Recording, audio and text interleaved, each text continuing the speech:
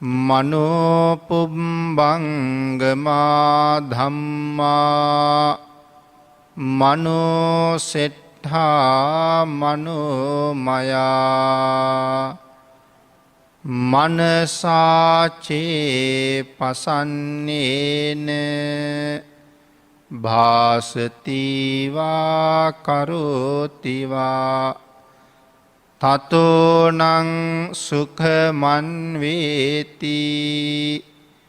ඡායාව අනපායිනීති.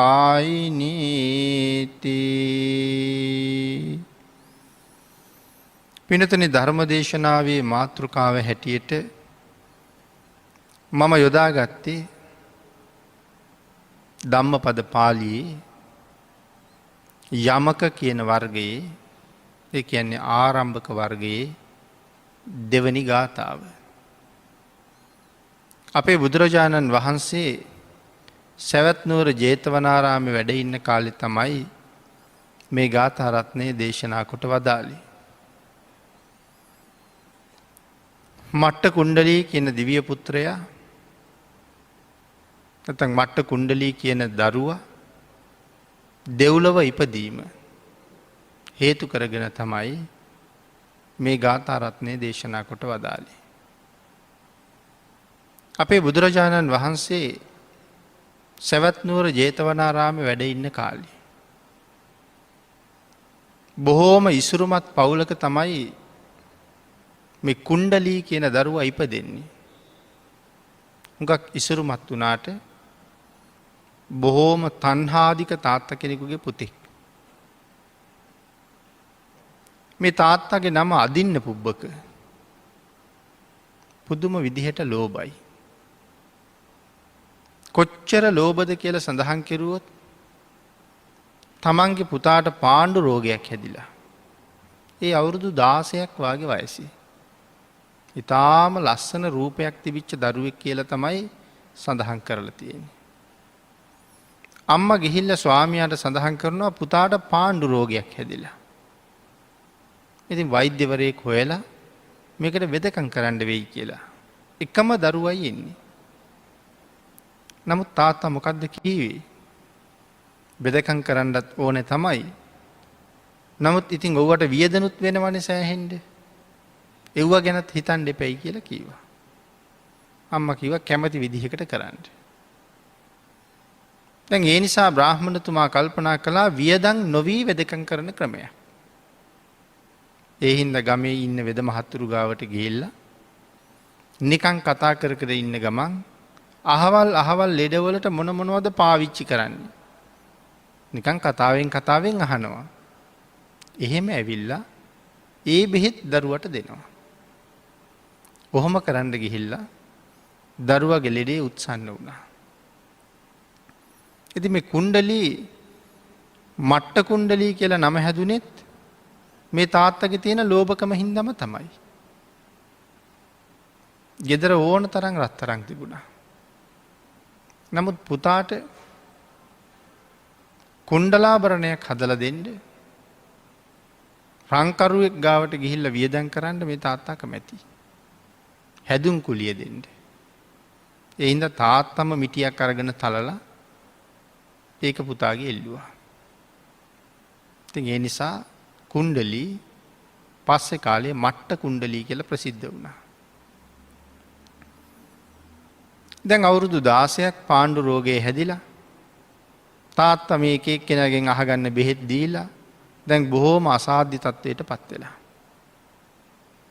දැන් බ්‍රාහ්මණතුමා ලෙඩා බලන්න ගෙදර එන කට්ටිය ගේ ඇතුලේ තියෙන ධනස්කන්ධය දකී කියලා ළමයා ගෙනහිල්ලා එළියේ ඇඳක් උඩ තිබ්බා. දැන් මෙයා බොහොම මරණාසන්නයි. පුතා මැරුණට කමක් නැහැ. තාත්තට එයාගේ ධනය තමයි ඉතුරු වෙන්න ඕනේ. අපේ බුදුරජාණන් වහන්සේ එදා උදේ පාන්දර මහා කරුණා සමාපත්තියට සමවැදිලා හැමදාම උදේ දහවසට ලෝක ධාතුව පුරාම එළන කරුණාවේ දැල එදත් මේ ලෝක ධාතුව පුරාම එළුවා. උදේට නැගිටලා තමන් වහන්සේගේ සුගන්ධ කුටියේ දොරටුව ගාව ඉඳලා සක්වල ගල කෙරවල දක්වාම බලනවා. හවසට සක්වල ගල ඉඳලා සුගන්ධ කිටියේ දොරටුව ගාවට එනකම් බලනවා. මගෙන් කාටද අද විශේෂයෙන් පිහිටක් ඕනේ.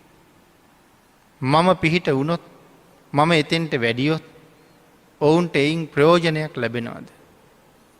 ආං ඒ කරුණා දැලට අහුවෙන උන් කොටු කර ගණ්ඩයි මේ කරුණා දැලේලන්නේ. එදා උදේ පාන්දර භාගිතුන් වහන්සගේ කරුණා දැලට කොටුනේ මේ අහිංසක මට්ට කුණ්ඩලි. භාගිතුන් වහසේ ඒ කාරණාව හොඳට විමසිලිමත් වුණා. මම එතනට වැඩියොත් මට්ට කුණ්ඩලීට යහපතක් වෙනවද. මට්ට කුණ්ඩලීට යහපතක් වෙනවා වගේම තව කී දෙනෙකුට යහපතක් වෙනවද. අද ඉන්න පුබ්බකනං ලෝභ බ්‍රාහ්මණය මේ සිද්ධියෙන් සැනසෙයිද. තවත් බොහෝ දෙනා සුගතියට යවන්න පුළුවන් වෙයිද. මේ කරුණු භාගිතුන් වහන්සේ විමසිල්ලෙන් බැලුවා. ඒ හැම කරුණක්ම වාගේ මුදුන්පත් කරන්න පුළුවන්. එහෙමනම් මේක හොඳ අවස්ථාවක්. තමන් වහන්සේගේ සම්මා සම්බුද්ධත්වය ලබාගණ්ඩ අප්‍රමාණව සංසාරය විඳපු දුක් ඒ දුක්වින්දි ලෝක සත්වයා වෙනුවෙන් ආං එයින් ලොකු ප්‍රයෝජනයක් ගණ්ඩ තියෙන අවස්ථාවක් මේක. බොහෝ දෙනෙකුට පිහිට වෙන්න තියෙන වෙලාවක්. අපේ බුදුරජාණන් වහන්සේදා භික්‍ෂූන් වහන්සේලත් එක පිණ්ඩ පාති වැඩලා ආපහු වඩින ගමන් මට්ට කුණ්ඩලීගේ ගෙදර ගාවට වැඩිය. මට්ට කුණ්ඩලී හිටිය බිත්තිය පැත්ත බලාගෙන. ඉතාම ආසන්නයි මරණයට. භාගිතුන් වහස දකිින් නැතිවෙයි. නමුත් භාගිතුන් වහස දැක්කොත් හිත පහදී හිත පැහැදුනොත් දෙව්ලව උපදී. ඒ නිසා භාගිතුන් වහන්සේ මට්ට කුණ්ඩලී බිත්තිය පැත්ත හැරිලා ඉන්නකොට ඒ බිත්තියට අපූරු රශ්මි කදම්බයක් එල්ල කළා. බුද්ධ රශ්මිය. කවදාවත් දැකල නැති මේ අපූරු ආලෝකය කොහෙන්ද එන්නේ කියලා බලන්න නිසා අමාරුවෙන් නමුත් අනි පැත්ත හැරුණා. හැරෙන කොටත් දැක්කේ බුදුරජාණන් වහන්සේගේ රන්වන් පාටිං බැබලෙන මුව මඩල. ඇති වුණේ පුදුමාකාර සතුටක්. ඒ සතුටත් එක්කම මට්ට කුණ්ඩලී මරණයට පත් වුණා. භාගිතුන් වහස වැඩම කළා මට්ට කුණ්ඩලි මැරුණා. මැරිච්ච ගමම්ම කොහෙද උපදින්නේ. තෞතිසා භවනය තමයි උපදින්නේ. 30,000ක් දිග රන් විමානයක් තමයි තමන්ගේ විමානය හැටියට පහළ වෙන්නේ. ආං එහි පහළ වෙලා දිව්‍යාංගනාවන් විශේෂ වශයෙන් පිරිවරාගෙන ආරක්ෂක දෙවියොත් ඉන්නවා. නමුත් කල්පනා කරලා බැලුවා මංවාගේ කෙනෙකුට දෙව්ලොව එන්න මග හැදුනේ කොහොමද. කරුණු කාරණා සියල්ලම වැටහුණා. තමන්ගේ තාත්තා දැන් පුතා මැරිච්ච නිසා හැමදාම සොහොනට ගිහිල්ල අඬනවා. එකම පුතා මැරුණ නිසා. මට්ට කුණ්ඩලී කල්පනා කළා මේ ලෝභකමින් පිරිලා ඉන්න මගේ තාත්තා. මට පුළුහන්ද ඒකෙන් මුදවගන්ට. එහෙම හිතලා මට්ට කුණ්ඩලීගේ වේසෙම්ම සොහොනට ඇවිල්ල දැන් මෙයත් අඬනවා. තාත්තත් අඬනවා මෙයත් අඬනවා. එදා බමුණ ඇහුව මේ ඔබ කවුද? ඔබ මොකද ඔතෙන්ටලා අඬන්නේ? ඊට පස්සේ මෙයා කියනවා මට කරත්තයක් හදාගන්න ඕනේ. කරත්තේ දැන් හදලා තියෙන්නේ. කරත්තෙට රෝද දෙකක් ඕනේ. බමුණ අහනවා රත්තරනින්ද ඕනේ මැණික් වලින්ද ඕනේ රිදී වලින්ද නැත්නම් රිදී වලින්ද ඕනේ. රන් රිදී මැණික් මේ මොන වගේන්ද කරත්තෙට රෝද දෙක ඕනේ. දැන් බලන්නකො පුතාට කුණ්ඩලාභරණයක් හදලා දුන්නේ නැහැ. පාණ්ඩු රෝගෙට බෙහෙතක් අරන් දුන්නේ නැහැ. දැන් අහනවා කරත්තෙට රෝද දෙක රණින් රිදියෙන් නැත්තම් මැණිකෙන් හදලා දෙන්න. දිව්‍ය පුත්‍රයා කල්පනා කළා මේක පුදුම වැඩක් නේ. කොච්චර හොඳද? ඒ වෙලාවේ අහනවා දැන් උඹ අඬන්නේ මොකටද? ඒ වෙලාවේ සඳහන් කළා මට හිටියේ එකම පුතයි. මගේ පුතා මැරුණා. මං ඒ දුකට අඬන්නේ. දිව්‍ය පුත්‍රයා සඳහන් කළා මං වගේම රූපයක් තිබිච්ච පුතෙක්. ඒ පුතා මැරිලා ගිහිල්ලා. ඒ පුතා මැරුණේ ඇයි කියලා අහපම කරුණ ඔක්කොම කීවා. ඒ කියහම සඳහන් කළා තමන්ගේ එකම පුතා මැරිලා යනකම් ඔය ධනය වියදම් කරපු නැති උඹ දැන් මට රං රිදී නැත්තම් මැණික් වලින් කරත්ත රෝද හදලා දෙන්න කතාව. මට ඕනේ ওই කරත්ත රෝද නෙමෙයි. මගේ කරත්තෙට ඉරයි හඳයි තමයි මං හොයන්නේ. ඒ වෙලාවේ බමුණ කියනවා උඹ මහා මෝඩයි. ඇයි කියලා ඇහුවා. උඹට කවදාවත් ওই දෙක හම්බ වෙනවද? ඊට පස්සේ කියනවා මට වඩා උඹ මෝඩයි. ඇයි කියලා බමුණ ඇහුවා. මම නම් අඬන්නේ පේන වස්තුවක් ඉල්ලලා. උඹ අඬන්නේ අය කවදාවත් නොපෙනෙන දෙයක් ඉල්ලලා. එතකොට කවුද වැඩියෙන්ම මෝඩ කියලා ඇහුවා.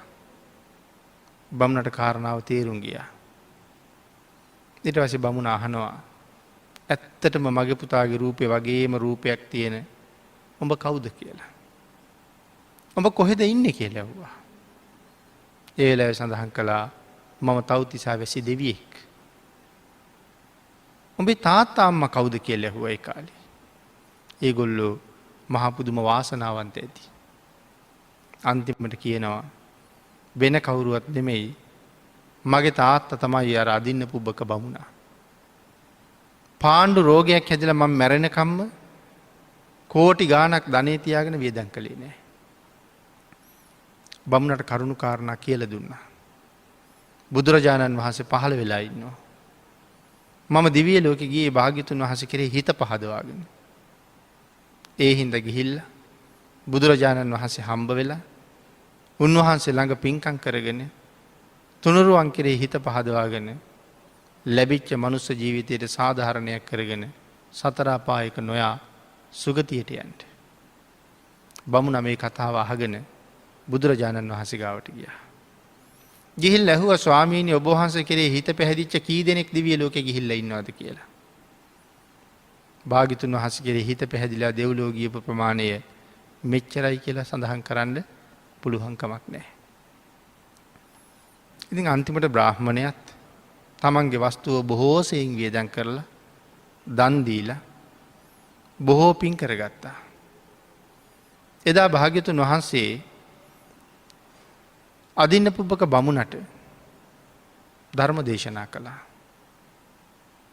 ඒ ධර්ම දේශනා කළේ මේ අපි මාතෘකා කරගත්ත ගාථා රත්නය යොදාගෙන. එතකොට අර තව්තිසාවේ ඉපදිලා ඉන්න දිව්‍ය පුත්‍රයා එයත් මෙතන හිටියා. හිත පැහැදිලා දෙව්ලොව ගියේ. තාත්තත් සෝවාන් වුණා මේ ගාථාවෙන් කරපු දේශනාව අහලා. දිව්‍ය පුත්‍රයාත් සෝවාන් වුණා. තවත් විශාල පිරිසක් ධර්ම අවබෝධය ලැබුවා. ඉතින් මේ කාරණාව තවත් බොහොම දීර්ඝව සාකච්ඡා කරන්න තිබුණත් අපි මේ කෙටි කාලයක මේ ධර්ම දේශනාව සිදු කරන නිසා මේ ගාථාවේ ධර්මාර්ථයත් තව ටිකක් සාකච්ඡා කරමු. භාග්‍යතුන් වහන්සේ කෙරෙහි සිත පැහැදිච්ච නිසා දිව්‍ය ලෝකෙ ගියපු අය කොච්චර ඉන්නවද කියලා අදින්න පුබ්බක බමුණ බුදුරජාණන් වහන්සේගෙන් ඇහුවා. මේ ගාථාවේ සඳහන් කළේ මනෝ පුබ්බංගමා ධම්මා මනෝ සෙට්ඨා මනෝමය. මේ ලෝකෙ මිනිස්සු කරන හැම ක්‍රියාවකටම හිතන හැම සිතුවිල්ලකටම තමන්ගේ මනස මුල් වෙනවා. තමන්ගේ මනස ශ්‍රේෂ්ඨ වෙනවා. ඒ මනස මුල් කරගෙන ශ්‍රේෂ්ඨ කරගෙන ඉතාම පැහැදුණු සිතින් යුක්තව යමක් කළොත් ඒක කොයි තරං ශ්‍රේෂ්ඨද කියන කාරණාව තමයි සඳහන් කළේ සුගතිගාමී වෙන්න තරම් ඒක හේතු වෙන ක්‍රියාවක් බවට පත් වෙනවා. පැහැදුන මනසින් කරන ක්‍රියාව ඊටාම උතුම්. මේ කාරණාව පැහැදිලි කරන තව අපූර්ව ධර්ම කාරණාවක් සඳහන් වෙනවා අපේ විමානවත්තු පාළියේ. මේ පින්නතුන් මේ ධර්ම කාරණාව බොහෝම හොඳට අහලා ඇති කියලා හිතනවා. අපේ බුදුරජාණන් වහන්සේ පිරිනිවන් පෑවට පස්සේ අජාසත්ත මහරජුරු ධාතුන් වහන්සේලා තැන්පත් කරලා හදාපු එක චෛත්‍යයක්. එක දුප්පත් කාන්තාවක් මේ චෛත්‍යයට මල් පූජා කරන්න ගියා. ඇය පූජා කරන්න අරගෙන ගියෙත් බොහොම දුප්පත් මලක්. ඇය ගෙනහිල්ලා තියෙන වැටකොළු මල්. වැටකොළු මල් 4ක් තමයි අරගෙන යන්නේ චෛත්‍යයට පූජා කරන්න. දැන් ඇය චෛත්‍යය දිහා බලාගෙන සිහිපත් කරන්නේ බුදුරජාණන් වහන්සේ. ඒ වැඩ ඉන්නේ බුදුරජාණන් වහන්සේ. චෛත්‍යයෙන් ඇයට පේන්නේ බුදුරජාණන් වහන්සේ. ඒ තරම්ම හිත පැහැදිලා මේ වෙලාවේ. ආන් ඒ නිසා මල් 4ත් අතේ තියාගෙන වෙන මොකවත්ම ගැන කල්පනාවක් නැතුව බුදුරජාණන් වහන්සේ ගැනම හිත හිතා ඉස්සරහට යනකොට එළදෙනක් ඇනලා මැරුණා. එළදෙන පැටවු දාලා පාරේ හිටියා. ඒ වුණාට ඒ ගැන කල්පනාවක් නැහැ. ළඟින් එනකොට එළදෙන ඇන්නා. මල් පූජා කරගන්න බැරි වුණා. එතන මැරිලා වැටුණා. මැරිච්ච ගමන් ඉපදෙන්නේ තව්තිසාවේ. සක්‍ර දේවේන්ද්‍රයන් වහන්සේගේ දිව්‍යාංගනාවන් ගණන කෝටි 2.5ක් කියලා තමයි සඳහන් කරන්නේ. කෝටි 2.5ක් දිව්‍යාංගනාවෝ අභිභවනය කරලා හරි ලස්සනට උපදිනවා. ඒ කියන්නේ මේ හදිස්සියේ පහළ වෙච්ච දෙවඟන තරම් අර කෝටි 2.5ම ලස්සන නැහැ. ඒ සියල්ලම රූපයෙන් පරාද කරනවා. හදිස්සියේ එහෙම කෙනෙක් පහළ වුණාම සක්දෙවිඳු ඇහුවා මනුස්ස ලෝකේ මොන වාගේ පින්කමක් කර කර ඉඳලා දාවේ කියලා. ආන් ඒ වෙලාවේ මතක් කළා ස්වාමීනි මහා ලොකු පින්කමක් නම් කළා නෙමෙයි. මේ මනුස්ස ලෝකේ තියෙනවා කෝසාතකී කියලා වැලක්. ආන් ඒ වැලෙන් ඒතං චත්තාරි පුප්පානි මම මල් 4ක් හදාගෙන බුදුන් වඳින්න ගියා. චෛත්‍ය ගාවට. චෛත්‍යයක් අරමුණක් තිබුණේ නැහැ. මම දැක්කේ භාග්‍යතුන් වහන්සේ වැඩ ඉන්නවා. ස්වාමීනි මට මල් 4 පූජා කරන්න බැරි වුණා. මගදී එළදෙනක් ඇනලා මැරුණා. මල් 4 පූජා කරන්න ලැබුණා නම් මම මෙහෙ උපදින්නේ නැහැ. මීට වඩා ඉහළ තැනකට යනවා. නමුත් මග මැරිලා මෙතෙන්ට ආවා. මේ කාරණාව අහලා මාතලී දිව්‍ය පුත්‍රයාට කතා කරලා මාතලී මේ බලන්නකෝ අසිරිමත් පූජාවක තියෙන වටිනාකම මේ වෙලාවේ සක්‍ර දේවේන්ද්‍රයන් වහන්සේ දිව්‍යාංගනාවොත් පිරිවරාගෙන නන්දන උයනට විනෝද වෙන්න යන්න ලැහැත්තිලා හිටපු වෙලාව. ආන් ඒ හින්දා මාතලීට කියනවා මාතලී පස්සේ විනෝද වෙමු. මේ බලන්න මේ පූජාවේ ලස්සන. ලැබිලා තියෙන ප්‍රයෝජනේ අපි ඔක්කොම යන් චෛත්‍ය වඳින්න. 7 දවසක්ම සිළුමිණි සෑය ළඟ පූජා පැවැත්තුවා. චෛත්‍ය වන්දනාව ඒ තරම්ම උතුම්. හැබැයි සිත පැහැදීමෙන් කරන වන්දනාව. යම් ක්‍රියාවක් සිත පැහැදීමෙන් සිදු කරන්නේ නම් එහි අල්ප බවක් නම් නැහැ කියලා සඳහන් කරනවා. යම් පිනක් සිත පහදවාගෙන කරනවා නම් ඒකේ කිසිම අල්ප බවක් නැහැ. ඒක අතිශයින්ම මහත්ඵලයි මහානිසංසදායකයි. එහෙමනම් මෙතන සඳහන් කළේ මනසාචේ පසන්නේන භාසතිවා කරෝතිවා. පැහැදුණු මනසින් යුක්තව යමක් කියයිද යමක් කරයිද තතෝනං සුඛමන් වේති. ඒ ක්‍රියාව ඔහු සැපයටම පත් කරනවා. තතෝනං සුඛමන් වේති. ඒ සැපය ඔහු කවදාවත් අත්හරින්නේ නැහැ. කොයි වගේද? ඡායාවාන පායිනි. අපි පිටිපස්සෙන් අපේ හෙවණැල්ල අත් නොහැරමෙනවා වගේ පැහැදුණු මනසින් යුක්තව කරන කියන දේ මේ සසර නිවන් දක්නා ජාති දක්වාම අපි අත් නොහැර පිටි පස්සෙන් වෙනවා. අපේ බුදුරජාණන් වහන්සේ පිළිබඳව සිත පහදවාගත්ත කරුණක් මේ සාකච්ඡා කළේ. එහෙමනම් තුනුරුවන් පිළිබඳව පැහැදීමෙන් කරන හැම ක්‍රියාවක්ම අප්‍රමාණානිසංස සහිතයි. මේ භාග්‍යතුන් වහන්සේ ජීවමානව වැඩ හිටපු කාලේ අදත් පැහැදීමෙන් යුක්තව පැහැදුණු සිතින් යුක්තව ජීවමාන බුදුරජාණන් වහන්සේට ඇප උපස්ථාන කරන්න අපිට බැරිකමක් නෑ කියන එක අපේ බුදුරජාණන් වහන්සේම කරුණු පැහැදිලි කළා. යම් කෙනෙකුට ධාතුන් වහන්සේ නමක් උදෙසා යම් පූජාවක් පැහැදුණු සිතින් යුක්තව කරගන්න පුළුවන් නම් එහි ආනිසංසයේ අල්ප බවක් නන්නේ. චෛත්‍ය වැඳලා ලැබුණේ එහෙම ආනිසංසයක්. මේ කාරණාව පැහැදිලි කරන තව තැනක් අපි පිටකේ තියෙනවා. අත්තදස්සී කියන බුදුරජාණන් වහන්සේගේ කාලේ. අත්තදස්සී භාග්‍යතුන් වහන්සේ පිරිනිවන් පාලා. පිරිනිවන් පෑවට පස්සේ එක මහා පුණ්‍යවන්තයෙක් යක්ෂයෙක් වෙලා ඉපදෙනවා. මහා සසර පින් තියෙන කෙනෙක්. නමුත් මේක සංසාරේ හැටි. ආන්ගේ යක්ෂ යෝනියේ ඉපදිලා එක දවසක් අඬනවා. ඇයි මේ අඬන්නේ? අඬන්නේ මම ලෝකේ ඉපදුන කාලේ මේ ලෝකේ හැබැයි පහන නිමිලා. පහන නිමුණට පස්සේ තමයි මම ඉපදුනේ. ඒකයි අඬන්නේ. ඒ අඬනවා දැක්කා අත්තදස්සී භාග්‍යතුන් වහන්සේගේ එක ශ්‍රාවකයෙක්. ඒ ශ්‍රාවකයාගේ නම සාගර. සාගර කියන මහරහතන් වහන්සේ දැක්ක යක්ෂයා අඬනවා. දැක්ක මොහොතේම සාගර රහතන් වහන්සේ යක්ෂයා ගාව පහළ වෙනවා. පහළ වෙලා යක්ෂයාගෙන් අහනවා කින්නු සෝචසි මා භායි. පාලියෙන් භායි කියලා කියන්නේ සහෝදරයට. මගේ සහෝදරයා උඹ මොකට ශෝක කරනවද කියලා. යක්ෂයා සඳහන් කරනවා ස්වාමීනී මම ඉපදුන කාලේ ලෝකෙ තියෙන හැබෑම පහන නිමිලා මට යමක් කරගන්න බැරි වුණා තියෙන කාලේ. තියෙන කාලේ ඉපදිලා යමක් කරන්න බැරි වුණා. මට ඒ ගැන හරි කනගාටුයි. ආන් ඒ වෙලාවේ සාගර මහරහතන් වහන්සේ සඳහන් කළා කනගාටු වෙන්න එපා. කනගාටු වෙන්න කිසිම උවමනාවක් නැහැ. භාග්‍යතුන් වහන්සේ රූපකයෙන් පේන්නේ නැති වුණාට ලෝක සත්වයා කෙරෙහි අනුකම්පාවෙන් අදත් මේ දැනුත් භාග්‍යතුන් වහන්සේ අපි දිහා බලාගෙන ඉන්නවා. ආන් ඒ නිසා ලැබිච්ච ආත්මයෙන් බුද්ධාන්තරයෙන් ප්‍රයෝජන ගන්නට ඔබ හදන්න චෛත්‍යයක්. ඒ චෛත්‍යය හදාගෙන ජීවමාන බුදුරජාණන් වහන්සේට කියලා උපස්ථාන කරන්න. යක්ෂයාට පුදුම සතුටක්. මම සංකප්ප මඤ්ඤාය සාගරෝ නාම ශාවකෝ.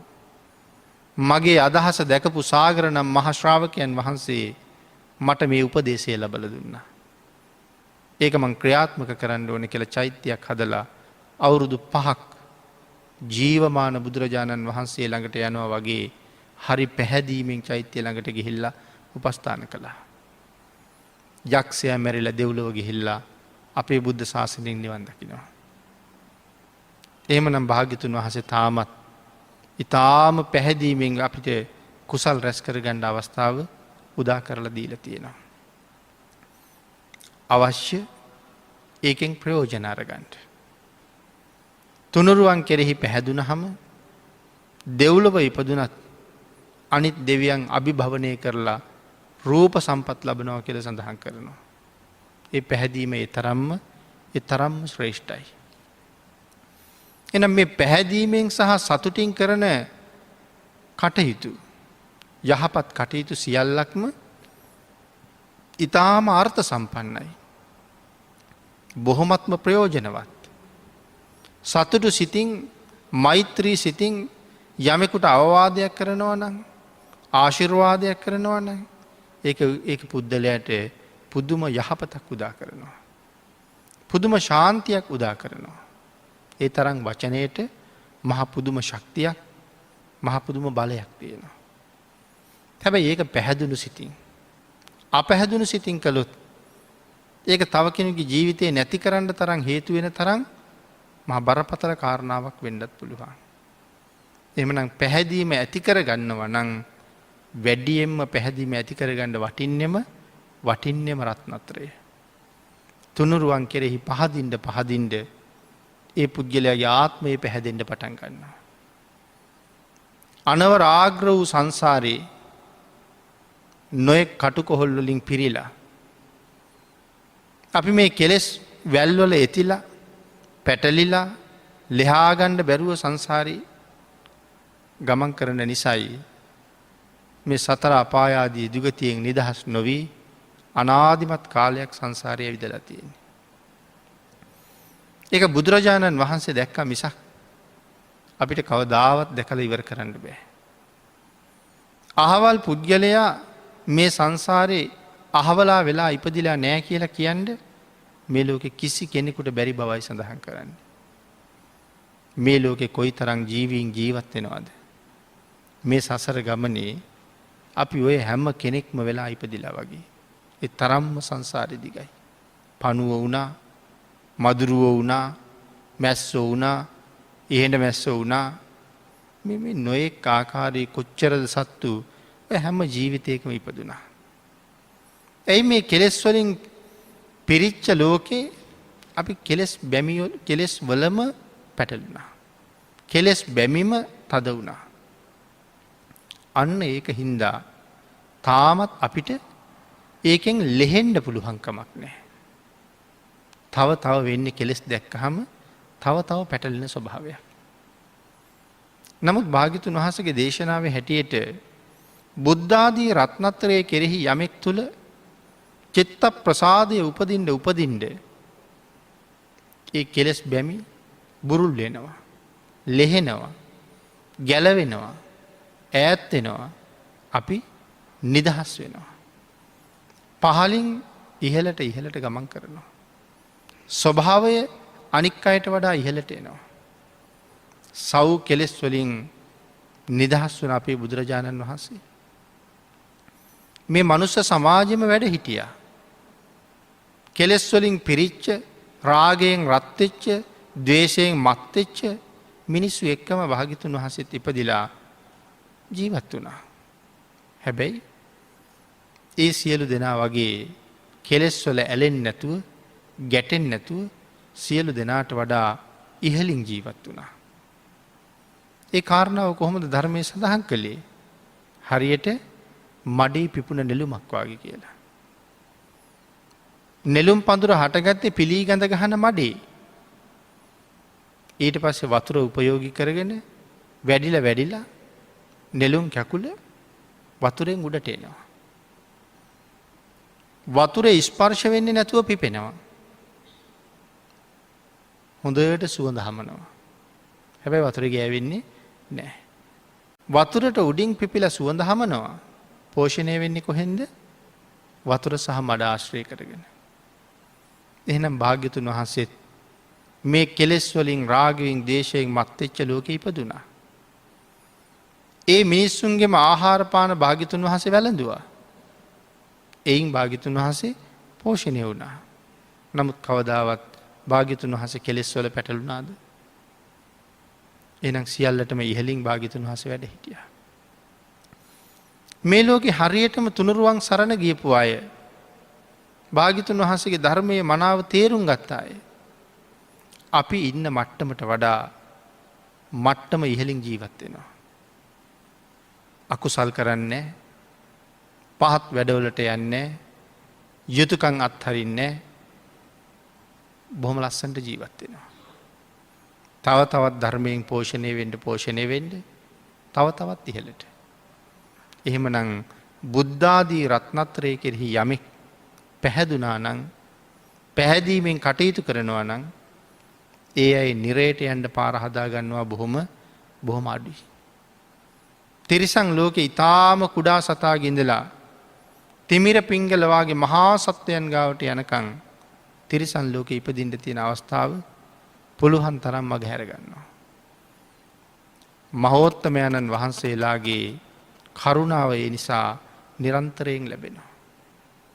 බුදුරජාණන් වහන්සේත් පිහිට වෙනවා කියල කීවට සුදුසු පුද්ගලයට තමයි භාගිතුන් වහසක පිහිටත් හම්බ වෙන්න. මහා කරුණාවෙන් මේ මුළු සක්වලම දිහා බලනකොට එක්කෙනයි දෙන්නද පිහිට ඕන වෙලා තියෙන. නෑ ඒ පිහිට ලබන්ඩ සුදුසුම ඒ පිහිට ලැබුණොත් නිදහස් වෙන ඒ පිහිටෙන් ප්‍රයෝජන ගන්න කෙනා තමයි භාගිතුන් වහස දකින්නේ. නැතම් පිහිට ඕනෑ ත ඕන තරන් ඉන්නවා. එනම් අදත් අපිටත් භාගිතුන් වහසගේ පිහිට භාගිතුන් වහසගේ සරණ කිසි සේත්ම නැතුව නෙවෙයි. මේ කතා කරන මේ මොහොතෙත් බුදුරජාණන් වහන්සේ අපි දිහා බලාගෙනන්නේ. ඒ කාරණාව පින්නතුන අපි එහෙම්මම දකිින්ට ඕනෑ.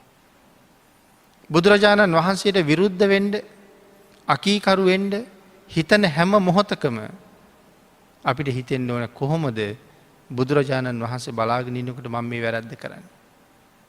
අපිට එපා කියලා උපදෙස් දුන්න උන්වහස බලාගෙනනට මට වැරදි කරන්න පුළුවන්ද. අතීතය අය හුඟාක් පව්වලින් වැලකුණේ ඔය කාරණාවත් එක්. ශ්‍රද්ධාව හුඟ වැඩි. වැරදි කරන්න ගියහම අනික් අයට හොරෙන් මේ වැඩේ කලාට දෙවියන්ට පේනවා. අනික් අයට නම් හොරෙන් කරන්නේ දෙවියන්ට පේනවනේ. දැන් මට තව වෙලාවක කරදරයක් වෙනකොට මං අහනවා මේ දෙවියන්ටවත් පේන්නේ නැද්ද මේක කියලා. මොකද නැත්තේ පේනවා. ඒ වුණාට පිහිට වෙන්න තරම් මගේ ළඟ වටිනාකම් නැහැ. නොපෙනෙනව නෙමෙයි. ඒ හින්දා අතීතයේ අය පව් කරන්න බය වුණා හොරෙන් කළාට දෙවියන්ට පේනවා. මොනම හේතුවකින් හරි දෙවියෝ දැක්කේ නැත්තම් රහතන් වහන්සේලා දකින්නමයි. දෙවියෝ දැක්කේ නැත්තම් රහතන් වහන්සේලා දකින්නවා. ඒ හින්දා පව් කරන්න බෑ. රහතන් වහන්සේලාටත් නොපෙනුණා වුණොත් ඒ කාට නොපෙනුනත් භාග්‍යතුන් වහන්සේ රෑ දවල් දෙකේම මම දිහා බලාගෙන ඉන්නවා. මහා කල්ප අසංඛ්‍ය 20යි ලක්ෂ එකක් සංසාරි පාරමිතා පිරුවේ අපි වාගේ අහිංසක අය සංසාරයෙන් එතර කරන්න.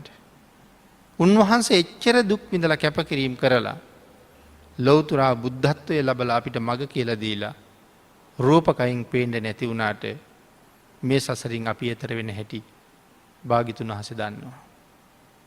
මම කියන තනි පුද්ගලයා අරගත්තොත් මේ මොහොතේ මට හිතෙන සිතවිල්ල මොකද්ද? ඒ සිතවිල්ලත් භාගිතුන් වහන්සේ දකිනවා. ඒක ශ්‍රද්ධා ජනක සිතවිල්ලක්ද? ඒක අකුසල් සහිත සිතවිල්ලක්ද? ඒක රාග සහිතද, ද්වේෂ සහිතද, ලෝභ සහිතද? මමවත් දන්නේ නැහැ ඊළඟ තප්පරේ මට ඉපදෙන සිතවිල්ල රාගද, ද්වේෂද, මෝහද කියලා. අපි නොදන්නවා වුණාට ඒ සිත එන්න ඉස්සල්ලා භාග්‍යතුන් වහන්සේ දන්නවා අහවලාට දැන් උපදින්නේ මෙහෙම හිතක් කියලා. එහෙම බලත් අපිට පුදුම අනුකම්පාවක් කරනවා. තාමත් ඒ අනුකම්පාවෙන් අපි දිහා බලාගෙන ඉන්නවා.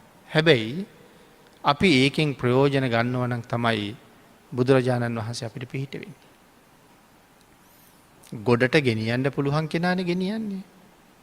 සමහර දේශනාවල් කරනකොට භික්ෂූන් වහන්සේලාට හොඳටම පැහැදිලි කරලා දේශනා කරනවා මහණෙනි මේ ධර්ම කාරණාව හරියටම දවස් 7ක් දිනු කෙරුවොත් නිවැරදිවම රහත් වෙනවා කියලා.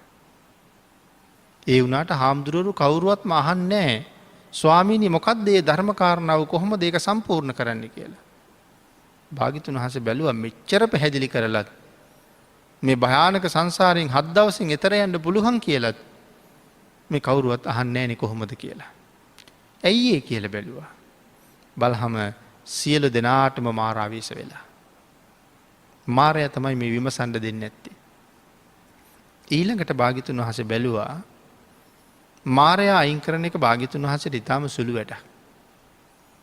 මාරයාගේ ග්‍රහණයෙන් මේගොල්ලෝ නිදහස් කෙරුවොත් මේගොල්ලෝ සංසාරයෙන් එතර යයිද? මාරයාගෙන් නිදහස් කෙරුවත් මේගොල්ලෝ ගාව තව සසරින් එතර යන්න කල්පනාවක් නැහැ. ආන් ඒක හින්දා බුදුරජාණන් වහන්සේ මාරයා අයින් කරන්න උත්සාහ දරන්නෙත් නැහැ. ඉතින් මාරයා අයින් කරලා දුන්නා කියලා වැඩක් නැහැනේ ධර්ම කාරණාව පූර්ණේ කරන්නේ නැත්තම්. අපිටත් භාග්‍යතුන් වහන්සේගේ සරණ පිහිට තියෙනවා. නමුත් තාම තෙරුවන් සරණ ගිහිල්ලා මේ සංසාරයෙන් එතර යන්න වීරියක් උත්සාහයක් නැත්තම් මේ තරම් බණ අහනවා. මේ තරම් කරුණු දැනගන්න අවස්ථාව තියෙනවා. ශ්‍රේෂ්ඨ සම්මා දිට්ඨික මනුස්ස ජීවිතයක් හම්බ වෙලා තියෙනවා. බුද්ධාන්තරයක එක තීරණය වෙලා තියෙනවා. බොහෝ පින් කරගන්න පුළුවන් පරිසරයක ඉපදිලා තියෙනවා. සසර කුසල් තියෙන නිසා ෂණ සම්පත් හොඳට ලැබිලා තියෙනවා. අඩුපාඩුවක් නැතුව ඉන්න මෙවන් මොහොතක සසර බය උපදෝලා ඒ භයංකාර සංසාරයෙන් එතර යන්න වීරිය වඩන්නේ නැතුව තව තවත් සංසාරේ පැටලෙන්න පුළුවන් දේවල් වලම ගැටි ගැටි ජීවත් වෙන අය භාග්‍යතුන් වහන්සේ දකින්නවා. දැක්කට මේ අය ගොඩ යන්නේ නැති බව ලේසියෙන් දන්නවා. තව බුද්ධාන්තර කී පාරක් අපායේ වැටෙනවද? කී පාරක් പ്രേත වෙනවද? කී පාරක් ඉහෙඳ වෙනවද? කී පාරක් පණුව වෙනවද? මේ සේරම දන්නවා. ආන්ගේ දැනගෙන ඊතර වෙන්න වීරිය වඩන අයට භාග්‍යතුන් වහන්සේ හැම වෙලාවෙම පිහිට වෙනවා. එහෙනම් යමෙක් එවන් වීරියක් වඩන්න එළවෙනවා කියලා කියන්නේ පසන්න චිත්ත. පැහැදුණු සිතින්නේ ශ්‍රද්ධාව නිසානේ එළෙන්නේ. ශ්‍රද්ධාව නැති නිසානේ සිල් ආරක්ෂා කරන්න බැරි වෙන්නේ.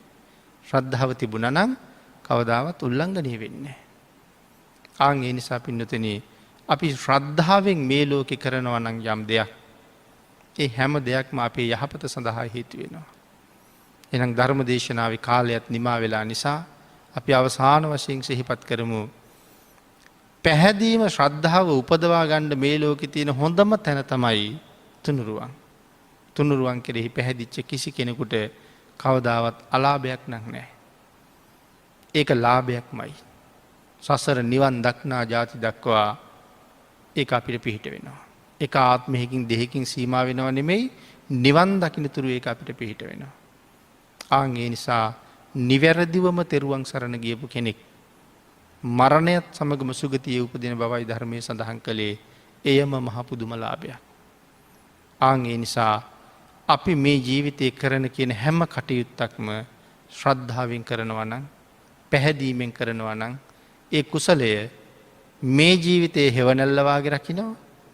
නිවන් දක්නා ජාති දක්වා අපිව සුරක්ෂිත කරන්න මහා ලොකු ආරක්ෂාවක් පිහිටක් ඒ පැහැදුන සිත තුළ තියෙනවා.